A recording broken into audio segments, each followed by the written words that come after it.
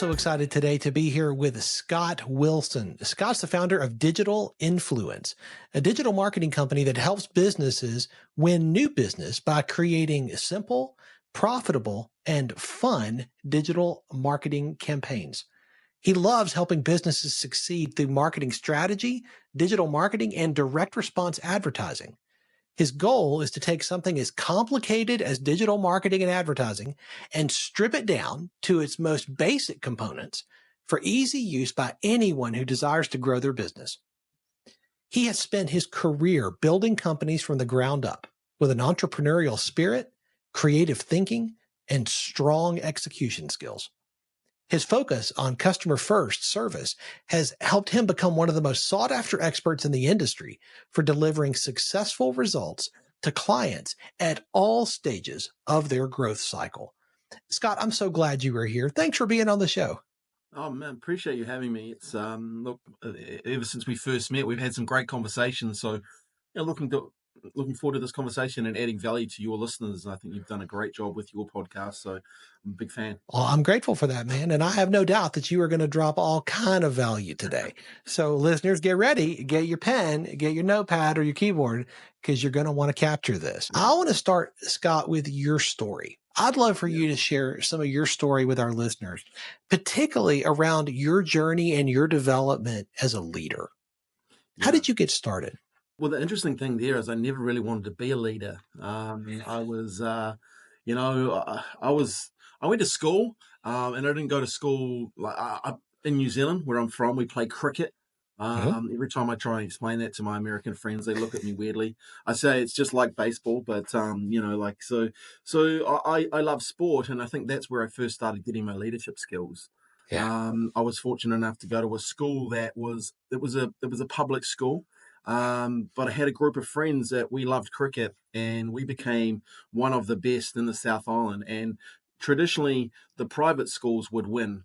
In my tenure there, we beat all the private schools, and it was through probably me and a mate and our leadership that dragged this group of young guys through. And really, I guess that was where my leadership for, motivation and what makes people tick sort of start. So it was definitely from a sporting environment that I sort of started leadership. And then as I progressed, at school, I never really liked reading, which I see all these books behind you. I have the same now in my office here, but also in my home office. And, that probably changed my life. I was in Spain. Well, actually, I was going to Spain. I was working as a building assistant for a building company. And we made the gentleman quite a lot of money, Sonny. And he wanted us to come to his house in Mallorca in Spain as a bit of a thank you. And I always remember the Kilburn High Road in London. We were in this bookstore, and I was like, why are we even here? Like, I don't read books. This is just a joke. What are we doing? We're going to Spain. I'm thinking, sit by the pool, drink, and have a good old time. And Sonny goes, look, Scott, there's not much to do. So we get a book to read. And I was like, what? A book? And because at school, we were always taught and told what to read, right? And I just didn't understand it. I really didn't understand why I was reading Animal Farm or Shakespeare. And at the time, it didn't resonate, right? And then Sonny said something probably that changed my life. And at the time, I didn't realize it, but I just remember him saying, Scott, because he saw me looking, he was like, what's going on? And he said, Scott, you can choose what you want to read. And I vividly remember him saying that now, going, oh my God, like, what do you mean choose? Yeah. I can decide what I want to read. And funnily enough, not a massive basketball fan, but all my mates were at school. I've since learned to love the game. But there was a book by Dennis Rodman, As Bad as I Want to Be. And I picked it up and I read it cover to cover in Spain. And since then, I just have a thirst for knowledge and learning, and it changed my life. And that's, now, I'm 50. I've probably read over, 4, maybe 500 books now, and I think that's probably one of the greatest gifts you can give yourself is the ability to read and to learn. And I guess that's, once again, that's fostered my knowledge for leadership, and learning, which is, you can stand on the shoulders of giants, and that's what I love about it, so that's probably where I got. What's got me to where I am today, So One of my mentors has said for so long that leaders are readers. yeah, We are constantly learning. We are constantly seeking to grow because we know we're not where we could be yet. yeah, We know totally. there's still capacity. That's what I hear in your story. Yeah, and also I think like I love learning from other people. You learn a lot from failures, and you can Oh, learn a lot from reading about other people's failures. But you can also learn a lot about other people's successes, and you kind of when you start to read books, you realize that a lot of people are just like you. Like you see some of yeah. these people and you put them on a pedestal, but if you strip it down, they're just a lot like you. Right. It's a good thing to get from reading too. I love that. Leading an agency today is a little bit different than it used to be. Oh, totally. And you've been in this game a while now. Yeah. I would love to hear some of the things, and we talked about this a little bit when we talked previously about how you lead your team. Because Yeah. this is a challenge for a lot of agency owners. They struggle. They're really good at marketing or advertising. They're really good at that. But Yeah. when it comes to leadership, that's a struggle. Yeah. I'd love to hear some of what you're doing. Yeah, it's definitely, that's a great question, and I can see and feel why it is a challenge for a lot of agencies. I'll tap on a couple of things, but just quickly, this is my second agency, right? So I built up and sold one, while that sounds great, it was a real pain in the butt, because I didn't really know how to manage people. I didn't know how to lead people in a Yeah. sense of that environment was a search engine optimization company. We built it up. We did sell it. My business partner at the time didn't like he didn't like what Google was doing, and so he wanted out. But we, I was on the sales side of the business, and I wasn't looking after the operational side. And one thing I really learned from that is what not to do. And what not to do is Oh, so good. micromanage good people. So good. And God bless him, but he was a real micromanager, like to the point where he put Time Doctor on everyone's computer. Oh my And goodness. yeah, and I was just like, like I don't like that sort of, I like Yeah. to inspire people and give them the vision, but also then let them, I believe in really employing good people and getting out of their way, giving them the Yes. tools and the vision. But you employ good people for a reason. So yeah, so that was a real learning. When we sold that business, I did nothing for a year. I was fortunate enough to be at home while my son was born, and I was at home for a year, Wow. and then started Digital Influence, which is the company now. It's been going 9 years. We just employ, we've got 14 people now. And really our focus for me has been around, okay, how do I grow a team? Because remember, I didn't want a team, That's right. and it was That's like, right. okay, well, but I realized if you're going to build something great, you need to have great people around you. You can't do it by yourself, like Yeah. you can't have the impact. We want to impact 10,000 businesses, and one of our purposes, well, is to influence, educate, and inspire growth together. Well, I'm not going to do that by myself, right? So I Mm. started looking at, okay, what does a successful uh, business owner do? And I started once again reading and learning from people and talking to people, and it really came down to a couple of things which are not that hard to do, but that's probably one of the harder things because they're easy. People don't do them, and that was to get really clear on the mission.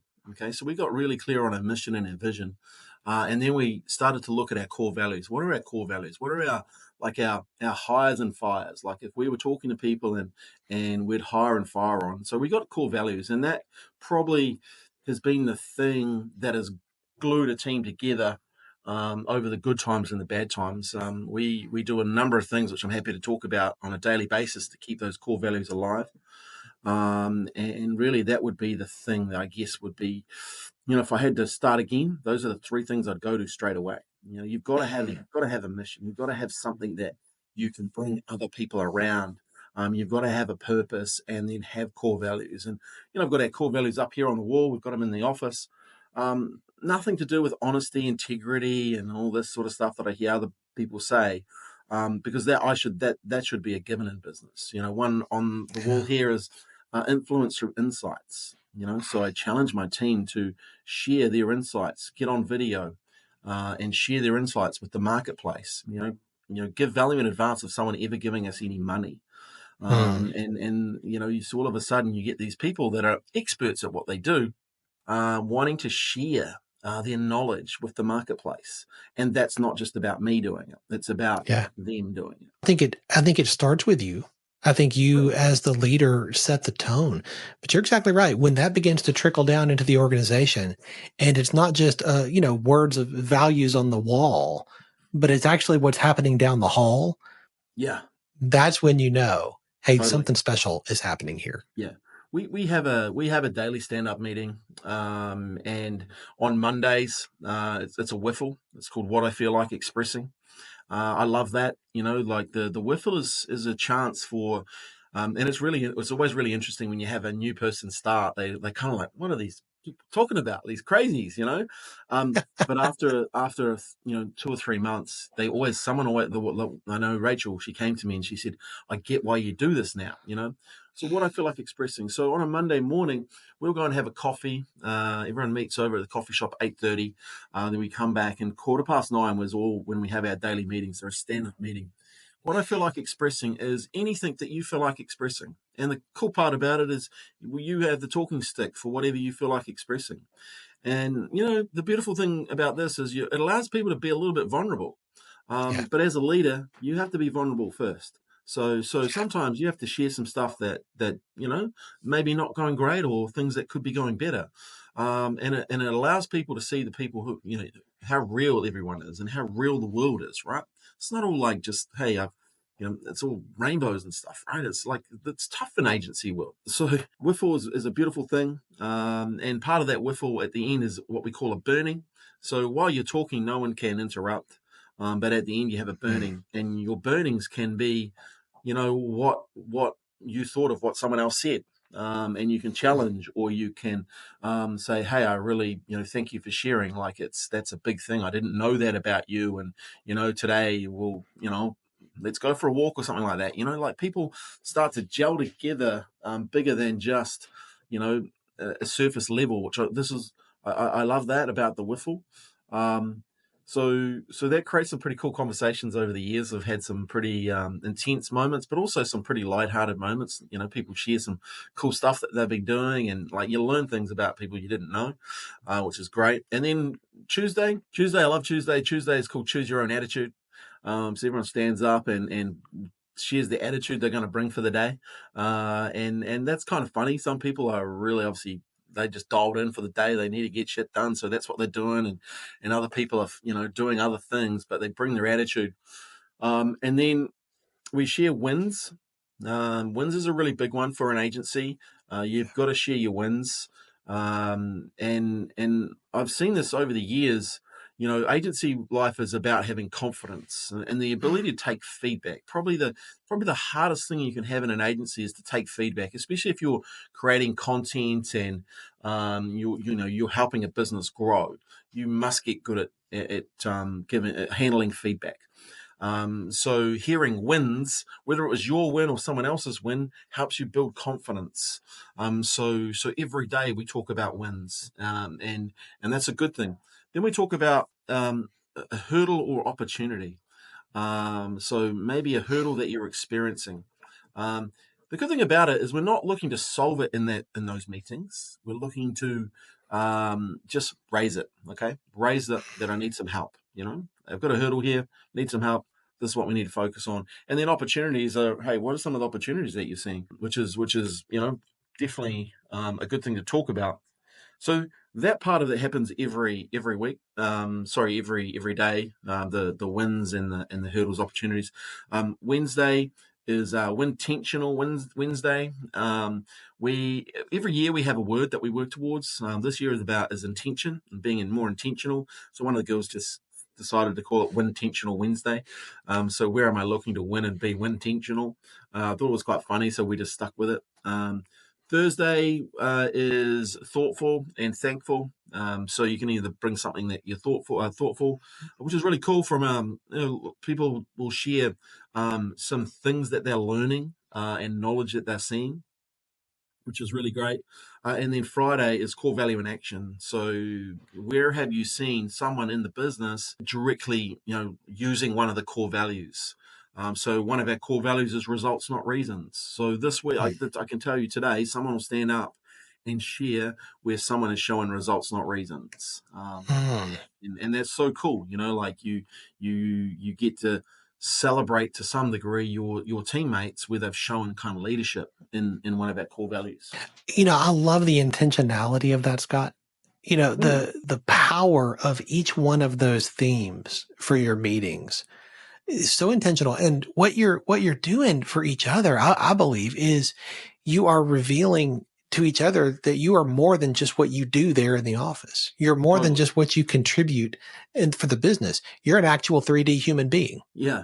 And I think that's so important, right? Like, I learned that from the sporting environment, right? When you're in the heat of the, you either go one or two ways. And I think that's the same in business. Business is the ultimate sporting game. Yeah. It's probably the ultimate personal development game to some degree as well. Like, especially when you're in an environment. Yeah, I saw something on TV. I don't watch a lot of TV, but I was listening to this guy talk about, sailors don't learn anything in calm seas. And I think, when you look at the economy, and we've had some pretty horrific things happen here in Christchurch. We had some earthquakes, which devastated the city. Everyone, just like we had the GFC and all this sort of stuff. And we had sadly a shooting here, and we had some really bad stuff happen. And I think you have to focus, in those rough seas, you have to focus and get around people and help each other. And I think that's as a good human being would, right? And it's not just about, if you focus on the money, you're just going to get the money, right? And then not a lot of it. When you better to build good humans. And I think that's, I went to a thing the other night. We opened up a bar here in Christchurch, and one lady just come up to me and said, "Man, your team is awesome.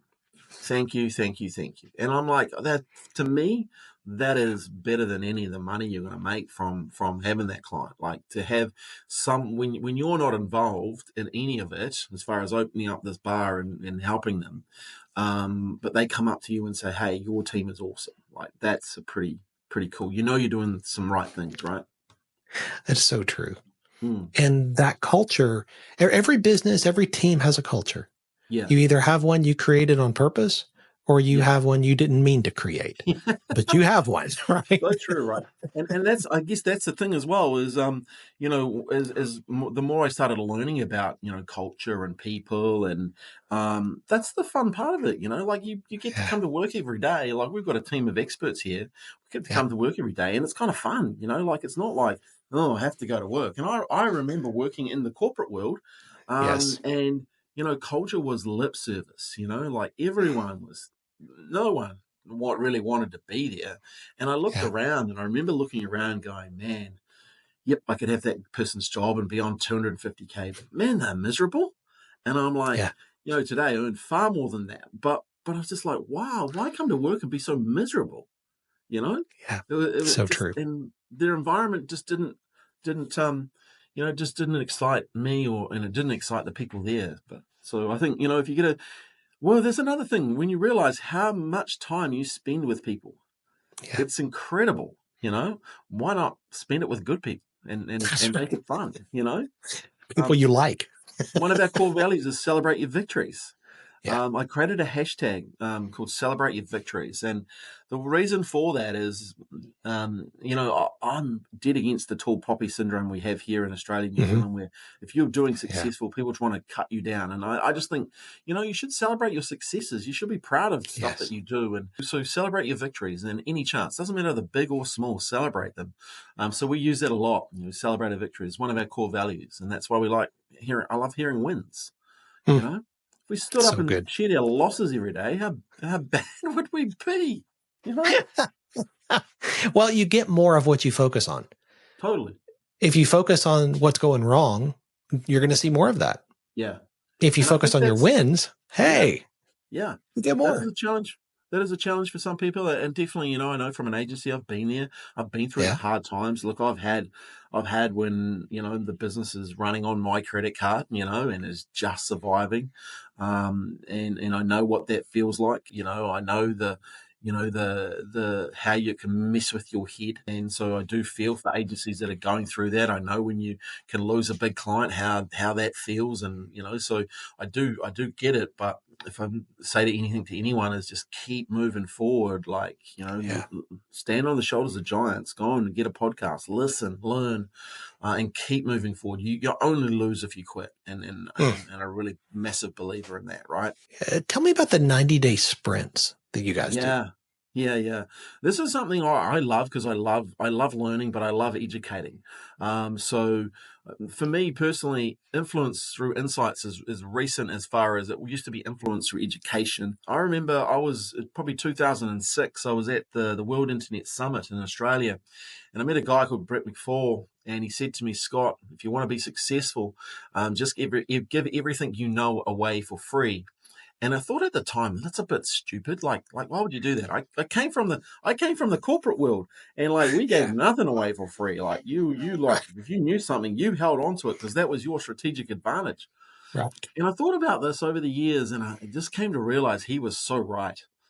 So what we do with our 90-day sprints is I challenge my team. Okay, I'll give you an example. So AI, last couple of years has been hot. Mm-hmm. So I said to my team, right, for the next 90 days, you're challenged with going and saving 1 hour a week. Yes. In your role specific to what you do. I want you to save 1 hour a week, and I want you to find technology, and you have up to the value of $200 to spend to find technology. You can spend more, by the way, but you have to justify it to me. The $200 you didn't have to justify. I want you to find technology that can save you an hour a week in your role. So for 90 days, people go away and they start learning and start hearing stuff. The coolest part with this one as well, I did incentivize them because the Christmas bonus was coming up. So I said, for every hour you save, I'll put $500 into the Christmas bonus. Now, for a lot of the young people, they started getting quite excited by this because, one thing, if the boss is having to pay for my summer holiday, they're going to be pretty happy about that, right? So the coolest thing about that is you're empowering people to go and learn, okay? And you're empowering people to go and learn about their roles. And look, technology is not going away. So I'm like, well, I don't want them to be scared of it. Because here's the thing, I went and spoke to the university group of students, and a whole bunch of them were just scared of technology. And I get it, but I was like, guys, you've got to lean into this. You've got to find... So for 90 days, people will go and research and do things, and I'm hearing about it in the team and blah blah blah. I just saved another hour, and I'm thinking, oh, that's another $500, and then you hear people, oh, I just saved 3 hours, and I'm like, you better be able to prove this, because I'm like, that's $1,500. So it's really interesting. But at the end of 90 days, you have to present what you've found. Okay, so that's a beautiful thing as well, because all of a sudden you've got a whole bunch of people that don't really want to present, are excited to present, and you get them getting used to presenting, so they present to their team. And one of the coolest things is you've got these people in your business, these young people, and other people as well, a wee bit older, that are inspired. They have found stuff. They now want to teach their fellow teammates what they've been learning and how much they've been saving. And look, the cool thing is, with that one, I run every year in October. I run a program called Finish Strong. And the reason I run it is I want to finish the year strong, because I want to set up for wins in the following year. So that year was Finish Strong. Last year was Finish Stronger. This year is Finish Strongest. Just a little play on those names. But nice.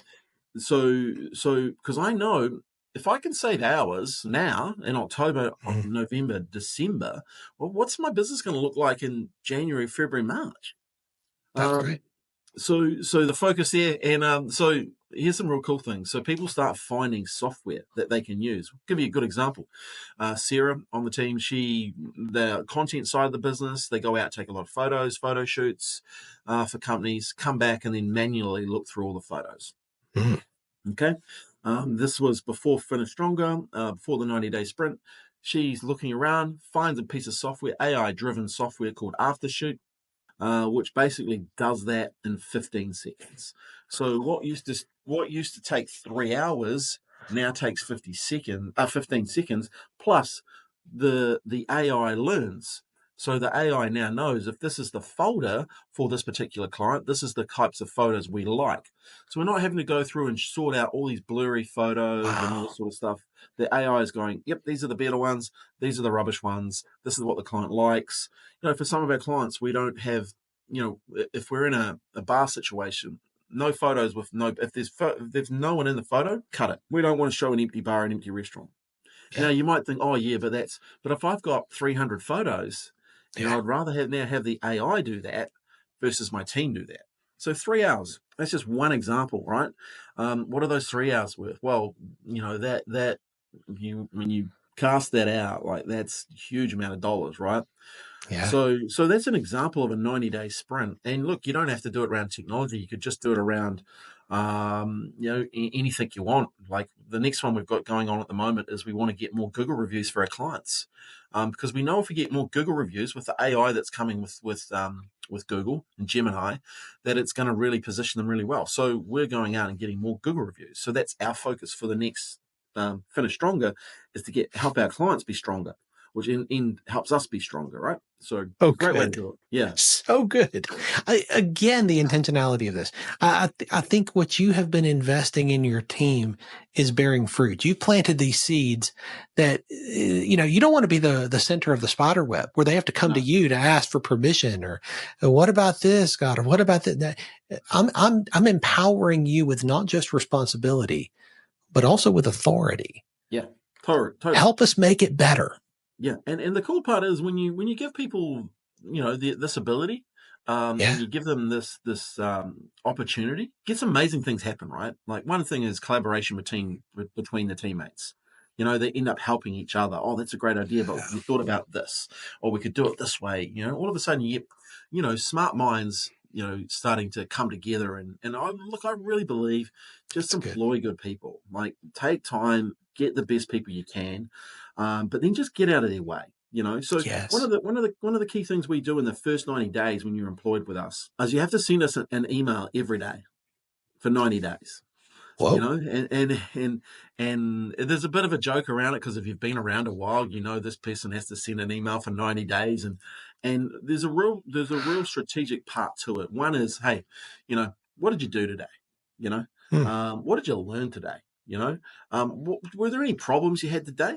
And one of the reasons we asked that is, my computer was slow once. We heard that, and we're like, why is that computer slow? And then we found out, the guy that had it, Ryan, who's upgraded his computer, he put all the videos on it, when he was going out on video shoots. But it was a simple thing. Like I wouldn't know if someone's computer's slow or not, but that person does because they're using it. So then all of a sudden, yep, cool, we cleared that out. Next day, the computer's running. Perfect, right? So you're learning that. But then we ask, okay, if you owned a business, what would you do? Where are the opportunities that you see? And here's the thing: for probably, I don't know, out of those 90 emails that you get, there'll be 3 things that you'll get over those 90 days. Because a lot of times there'll be nothing, but then there'll be one gem out of those 3, and you're like, boom, fresh eyes in the business have seen something that you never saw. And because they're fresh eyes, you all of a sudden, there you go, we've got something, and that's another thing you can learn and empower those people to give you the feedback. And we always tell people too, hey, we've been in this business too long, you're fresh eyes, you're going to see stuff that we're not seeing. And that's just being open to learning from people like that, and I know from talking to the people that come and do that process, they really, really appreciate it. Like that, the fact that we're willing to listen to them when they're new, because most people when they start a business, they don't just get told to sit in the corner and that's right, do the dishes or whatever. Like. I think it's an opportunity that a lot of businesses miss. So good. Scott, this is a masterclass. I mean, in how to lead an agency team. There's so much insight here. I got to ask you, like, your business needs you to lead at a different level today than it did 3 or 4 or 5 years ago. And 5 years from now, it's going to need you to lead at yet a higher level. Yeah. So what are you doing to stay on top of your game? What are you doing to level up your leadership skills so you'll be the leader your team needs in 3, 4, 5 years? Yeah, that's a great question, and it's something that I started to look at probably 2 years ago. And go, yeah, look, I was in a mastermind group with some great guys and have been in there since it started and created some great friendships today. But I just realized that I needed to step up. I needed to get around some agency owners playing a bigger game. I was lucky enough to meet Matt Platt in 2019 at Traffic and Conversion.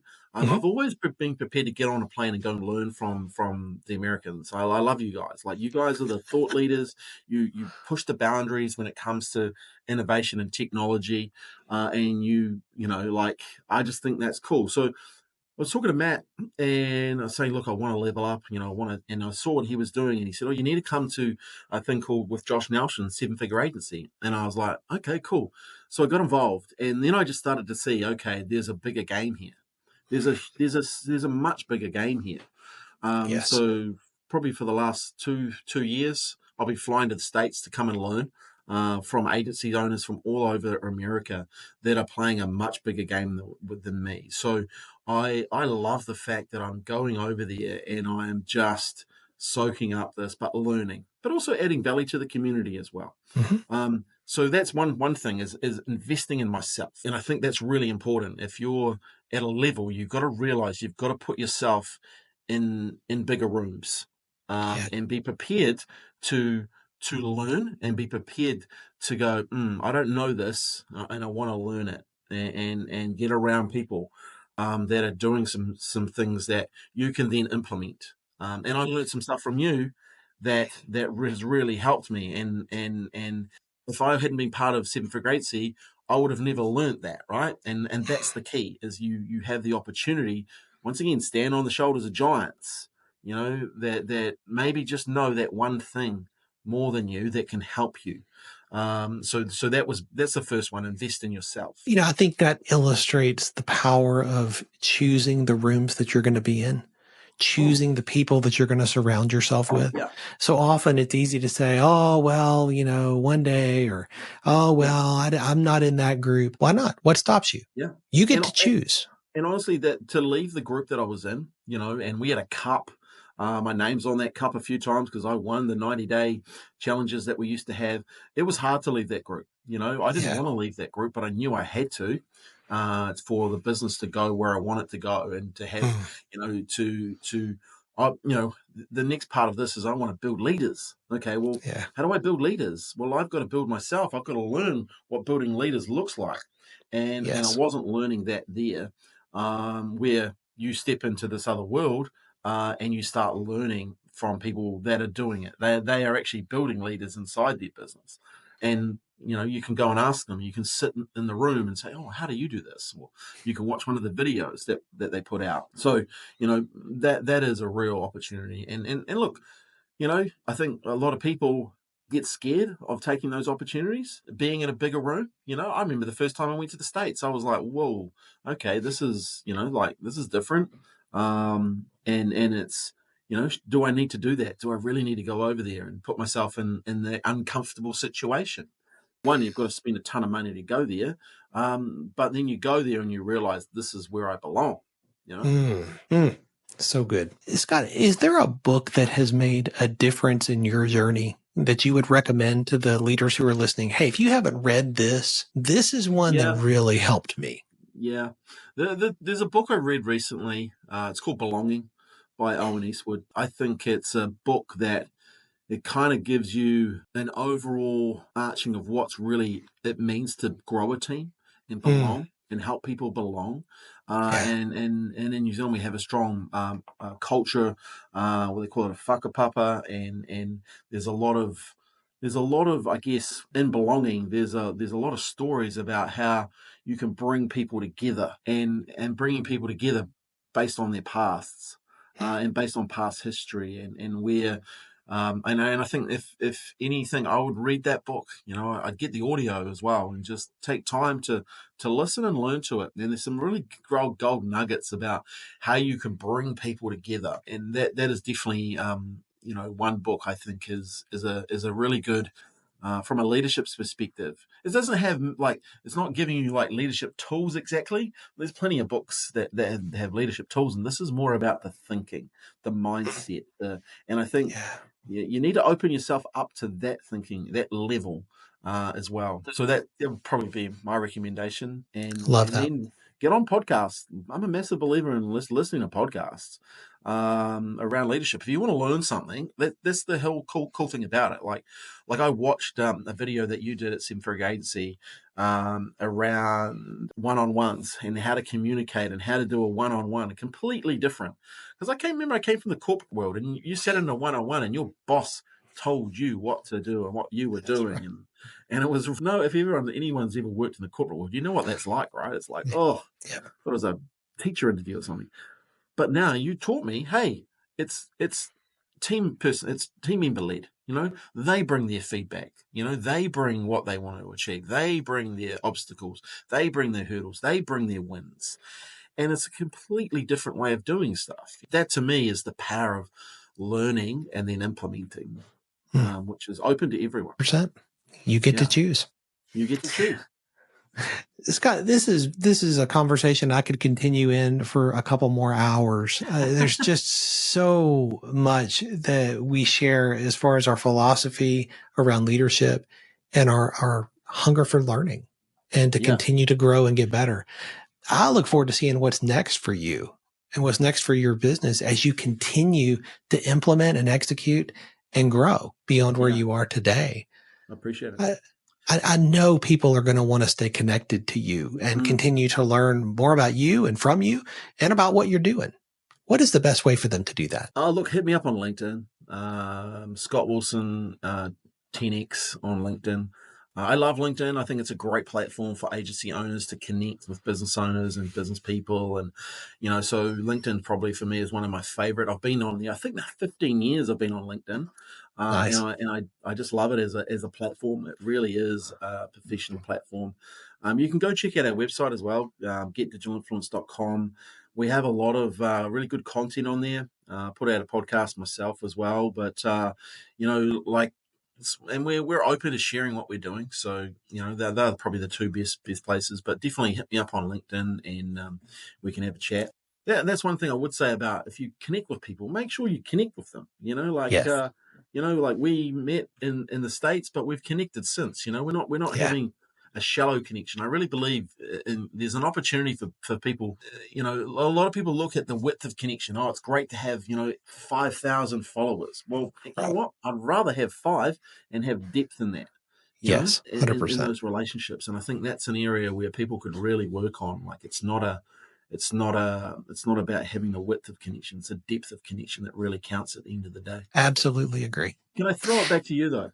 Please. Knowing where I am in my business journey, we have a few conversations. What's one book you think I should read? My goodness, what a great question. Of course, because I have to read. Oh, well, I appreciate that. I hope it's helpful as always. There's so many questions that are necessary to answer that question. I mean, one of the books that has made the biggest difference for me in the last couple of years that I've read has been Atomic Habits. Nice. And everybody talks about this book, and I not only reading, but also listening to James as he has spoken and listening to him in the room and watching the words behind the words, so to speak, that he shares. There's so much wisdom inherent in that book that I think a lot of people just kind of run across the surface and pick up what's on the top. Yeah. And that is one that I think we could plumb the depths of for a long time. Okay. And so when I'm talking to anybody, I'm like, hey, even if you've read Atomic Habits, I want you to read it again because I think there's more there. This is one of those books I'm going to read multiple times because I think there's more there than you can catch the first time. Yeah. No, that's awesome. I'm going to read it again. Because sometimes I think it's fashionable to read a book. You hear, you read it, and I've read it. But have you really read it? And I think that's what you're just saying, right? Like there's more things you can learn from looking at it again. And one of the interesting things I've found over the years too is at the different stage you are. Is probably one of the most interesting things is when you're at a different stage, you see or hear something different in a book than when first read it or at the stage you were at, and one of the things I find coming to, seven figure, and now being, obviously being able to give back and help some of the younger, less experienced agencies is they have different challenges. That's right. The challenges I remember having about lead generation versus, now it's about how do you, and it is really interesting. So I think that's a good point that you raised. Reading a book again at a different stage is a good opportunity. Throw one more, because there always should be a bonus, right? It's marketing, right? Always should be a bonus. There's a book that is probably one that over the last 5 years I've given away more copies of than any other. Wow. It's called Soundtracks. It's by a guy named John Acuff. And several things I love about that book, and the reason I give so many copies away is because what John does in that book is he talks about the recurring thoughts that all of us have in our heads. Nice. And this is so true for entrepreneurs and business owners. And those recurring thoughts become the soundtrack of your life. Wow. And way too many of us have broken soundtracks. Yeah. Soundtracks that are no longer helpful, that are not serving us. Yeah. And we have to learn how to replace those broken soundtracks with healthy ones. Nice. And that's what the book's about. John writes in a very funny, snarky kind of way, which I like. And he just brilliant content in that book. Nice. So that's another one I would throw out. Okay, I will definitely get that one because, like, I can understand what he's talking about there. Those soundtracks and the thought processes. I just believe as a business owner, protect your mindset at all costs. Yes, like you just protect it. Like what's in here is so important, and that's something I learned from Dennis Rodman. Like, there you go, book one. Book one. Like. He was outside the stadium with a shotgun there, ready to blow his head off. Wow. Like there's a pivotal point in that book where he makes a decision, and it's incredible that the mind is a powerful thing, and you can harness it. And then look where he went on to become one of the Bulls' best players, played in a championship team, and like it's just your mindset, protect it. Scott, thank you for your generosity today and being so open-handed with what you've learned so far. So grateful, man. No, look, I appreciate it. And, I appreciate that you have this, you have an awesome podcast that you can share this with other people. And I just hope, hey, if someone listens and if someone's going through anything, like as far as, they want some advice with your agency, I'm more than happy to get on a phone call or get on a call and help someone out. Like the agency world's been good to me. So I'm more than happy to help other people out because I know that makes the world go round, right?